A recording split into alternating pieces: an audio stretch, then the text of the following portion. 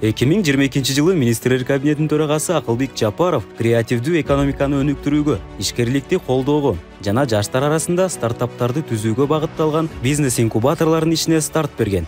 Жаштар арасында ишкерликти колдоого багытталган бизнес-инкубаторлор бир убакта 30 жогорку окуу жайда ачылган.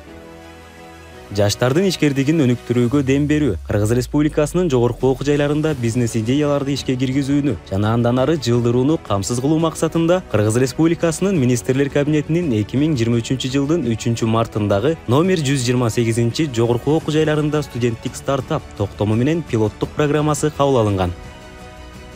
2023 жылы студенттик стартап пилоттук программасын ишке ашырууну координациялоо боюнча кеңеш 8 стартап долбоорго каржылык колдоо көрсөтүү чечимин кабыл алды.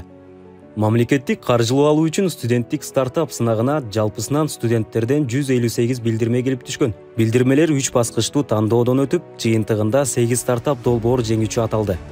Студенттердин стартап долбоорлорун өнүктүрүү үчүн республикалык бюджеттен 10 миллион сом каралган.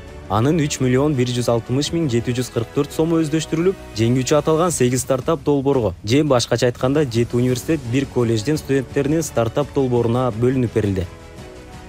Жеңүүчү болуп табылган стартап долбоорлор маалымат санарип технологиялар, медициналык технологиялар, биотехнология, айыл чарба технологиясы, жашыл экономика, ресурс үнөмдөөчү энергия, креативдүү индустрия тармактары боюнча.